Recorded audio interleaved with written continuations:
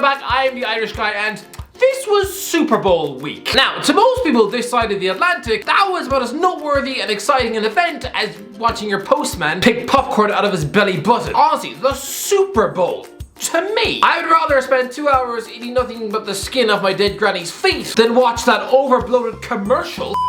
By the way, lads, before we continue with the video, let me know in the comment section below. Write down in one sentence what you think of the Super Bowl. And the comment that makes me chuckle, you're gonna get pinned to the top. Oh, by the way, while you're doing that, also smash the red subscribe button. New big things are happening on this channel in 2022. I can't wait to tell you about it. But yeah, subscribe now, ask questions later. There's gonna be some big changes. Anyway, back to the video.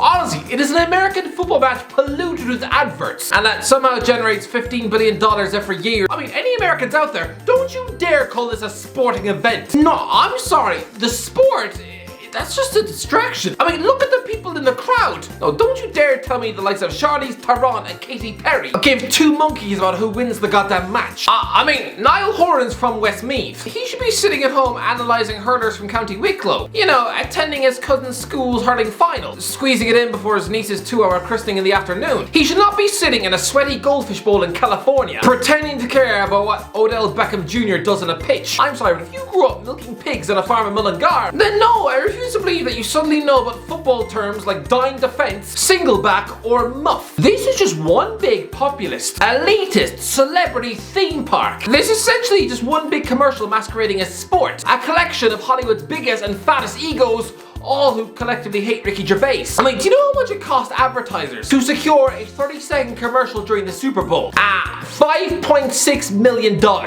For one ad. That's the equivalent of $187,000 per second. That is just disgusting. I mean, it's been 3 days since the Super Bowl ended, and I haven't really heard any match reports about how well the Cincinnati Bengals played. Nothing. Nah, instead the media are choosing to cover stories like this. Justin Bieber leaves the Super Bowl without shoes. Kanye West is booed at Super Bowl as he attends game with children North 8 and Saint 6. Piers Morgan reveals bizarre meeting with Jim Carrey at the Super Bowl.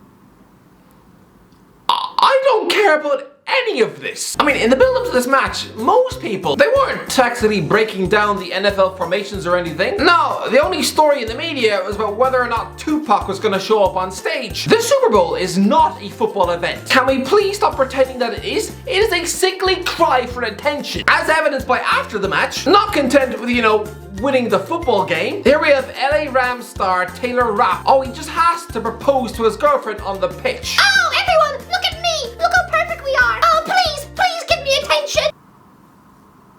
Puke! It's honestly a bit disgusting. Can you not just retain your dignity and just ask her the question at home on the couch whilst tucking into a bowl of Ben & Jerry's? I mean, do you honestly have to try and stuff as much limelight and attention into your greedy little pockets as possible? I'm sorry, but the people inside that stadium, they don't care about the sport. Don't tell me that they do, because I'm sorry. But for a supposedly gargantuan sporting occasion, if you still need The Rock to hype up the crowd, it sort of proves that the spectators inside the ground have the sporting passion of a soggy bowl of Pringles. Crazy, but in the Premier League, the fans munch on a £3 pie, swig a pre-match pint of flat beer, and nearly scream themselves hoarse when they win a corner kick. But here, pompous A-list celebrities, sipping peach Chardonnay and fighting their fingernails, and needing that bald egg off Jumanji to rile them up, it's just... what? Even just typing the word Super Bowl into Google, and the entire page erupts in fireworks. I mean, I didn't ask for that. Please stop. Please stop trying to give my laptop a goddamn heart attack. I mean, honestly, people are treating this event as if it's some sort of national holiday. No, again, it's a sweet shop for famous people. I'm sorry, but if more people are interested in the Super Bowl halftime show than the actual Super Bowl, I think it proves that you're doing the sport wrong. I mean, 7.2 million people watched the NFL highlights package of the Rams versus Bengals match,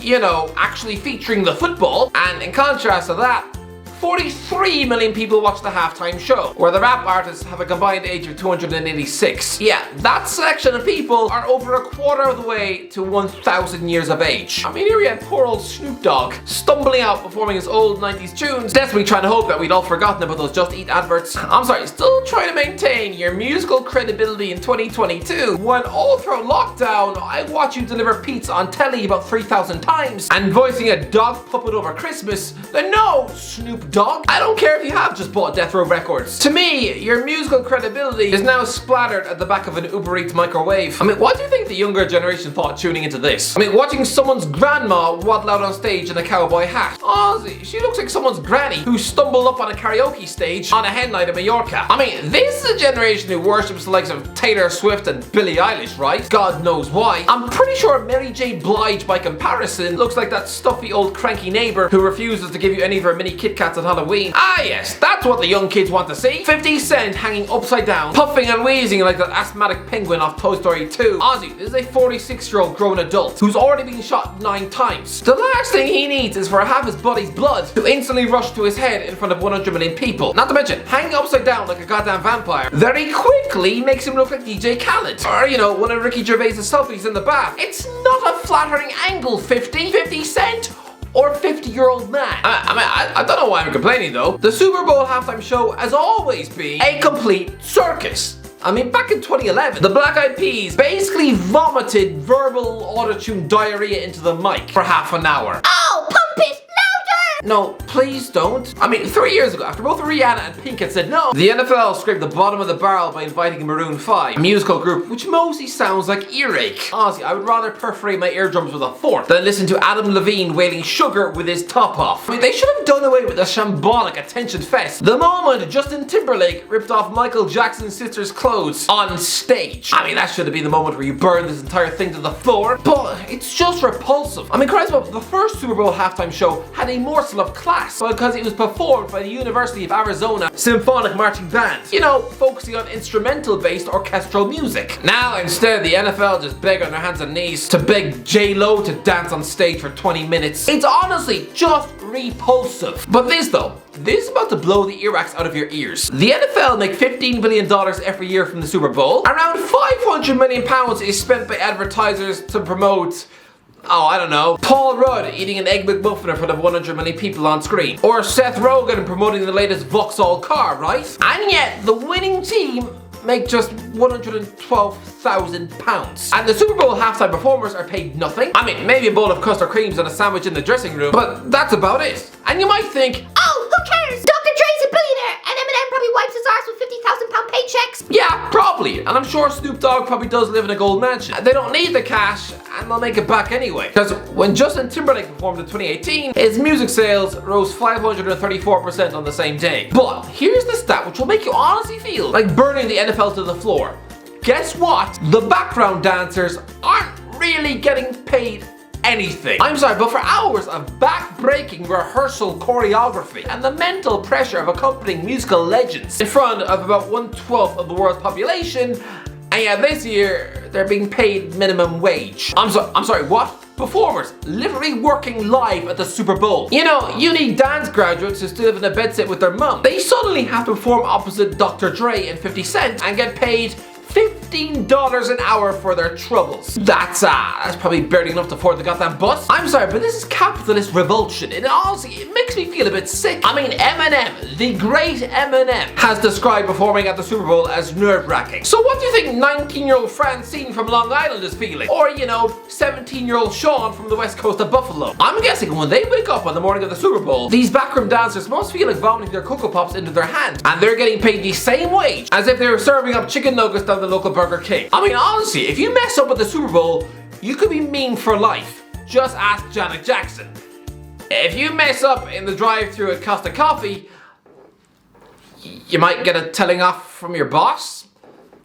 That's about it. Honestly, I bet their only currency for this is being able to stick up a photo on Instagram. That's their only motivation. I mean, Christ above that, it's just a depressing reflection on society. This whole thing is a disgusting celebration of wealth and celebrity. One rule for us, one rule for them. Because in the state of California right now, you are supposed to wear a face mask in a high-risk public setting. I'm sorry, but they're literally school children, literally sneezing into a piece of cloth all day at school, just sitting there for 9-hour school days, all of them looking like a mini Hannibal Lecter. And yet, here's a stadium featuring 70,000 people, and where's the masks? Oh no, we're too rich and handsome to possibly put on a face mask, right? I mean, Not even Tobey Maguire is a mascot. When really, Toby, putting on a mask was what made you famous. That was literally your only job. The only celebrity who actually managed to listen to the rules was the Ginger Prince. And that's only because the last thing British princes need now is another goddamn scandal. Ozzy, the arrogance of these people. But I suppose that's it. If you drop 10 grand on a Super Bowl ticket, I guess you can do what you like. Cries of Orlando Bloom could have smeared his poo halfway up the toilet walls, and the NFL organizers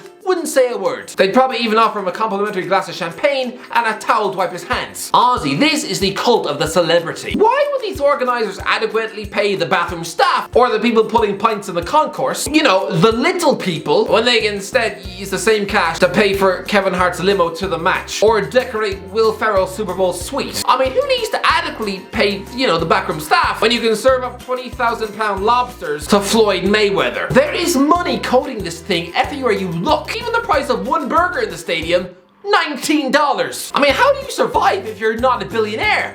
I know Rory Jennings was at this match.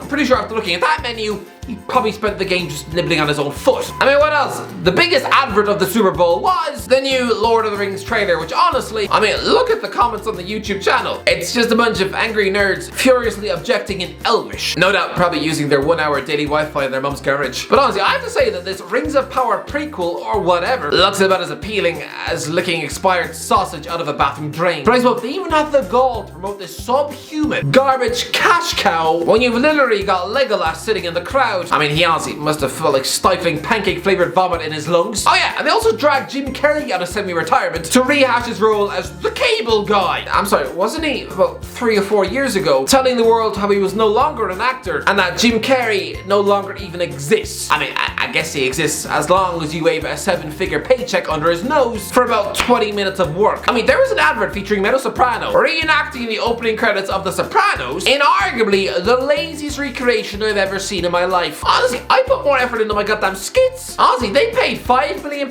for about 20 seconds of filming her face in a Jeep. That was the only new material. I mean, what better way to show your growth as an actor than to be shooting adverts for a role you stopped playing 15 years ago? I mean, what next? Are we gonna see David Schwimmer advertising toothpaste by screaming, "We were on a break"? I mean, in the Super Bowl 2030, are we going to have a nearly 50-year-old Aaron Paul advertising a new brand of magnets whilst yelling, "Science, bitch"? I mean, it's all just a bit depressing. Adverts are supposed to be a necessary evil. I mean, something you mute when they punctuate a movie on TV. But here, in the Super Bowl, they're actually celebrated more than the goddamn sport. And all of that, to me, just seems filthy. Everyone, wake up! The Super Bowl is sickly wet garbage. Anyway, that's what it is. What do you think? Alright, let me know in the comments. Do you agree? Do you not agree? Let me know. What do you think of the Super Bowl? Let me know. If you enjoyed the video, don't forget to subscribe. And as always, I'll talk to you in a while.